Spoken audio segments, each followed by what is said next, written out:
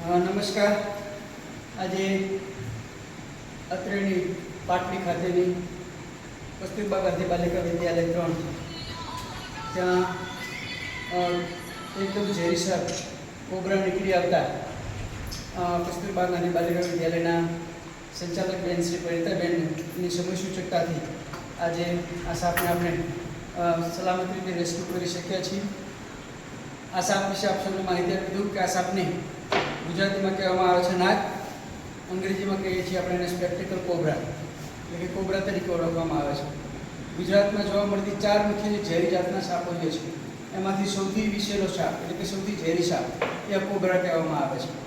અને આ કોબરા જો કોઈ પણ માણસને બાઇટ કરે તો 45 મિનિટની અંદર જો માણસને યોગ્ય સારવાર ના મળે તો ચોક્કસથી માણસનું મૃત્યુ થઈ શકે છે.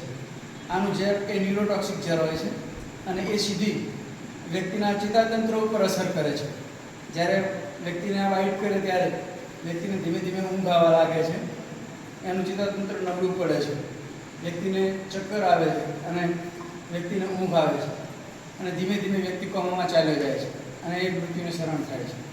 એટલે આને બચાવવા માટેનો સૌથી શ્રેષ્ઠ રસ્તો એ છે કે જ્યારે પણ આવા કોઈ સરીસૃપ બાઇટ કરે ત્યારે આપણે સરકારી દવાખાને જઈને એન્ટીવેનમ એટલે કે ઝેર વિરોધી જે ઇન્જેક્શન જે છે એ લેવા જોઈએ. કોઈ પણ પ્રકારના વ્યાયામ અંધશ્રદ્ધામાં પડવું જોઈએ નહીં.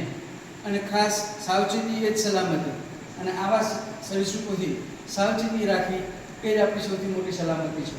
અત્યારે આપ સૌની સાવચેતીના હિસાબે જ આપણે આ સાપને રેસ્ક્યુ કરી શકીએ છીએ.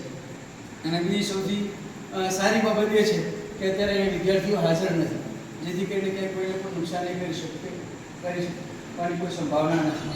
જો વિદ્યાર્થીઓ કદાચ હાજર હોય અને આપણે સરળ ચૂકથી અથવા તો દોડાદોડીમાં કે અફરાતફરીમાં કાંઈ કોઈ વિદ્યાર્થીનો પગ આવી જાય કે ભૂલથી કદાચ એના રસ્તામાં આવી જાય તો આ સાપ એ ડંસ મારી શકે છે. આમ જોવા જાવ તો સાપ એ વિના કારણે કરતો નથી. એને જો કદાચ હેરાન પરેશાન કરવામાં આવે અને એની પાસે છેલ્લો કોઈ ઉપાય ન રહે બચવાનો તો જ એ દંશ મારતો હોય છે. અથવા તો જાણે આપણે એના પર પગ પડી જતું હોય તો એ દંશ મારતો હોય છે. બાકી આ સરીસૃપો એ પણ પોતે પોતાના જીવનું રક્ષણ કરવા માટે હંમેશા પહેલાં એના જીવનું રક્ષણ કરે છે.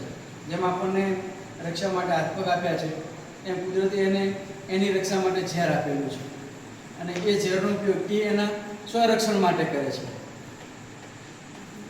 આપ જોઈ શકો છો કે કોઈ જ એગ્રેસિવ અને એકદમ યંગ એ કોબરા છે.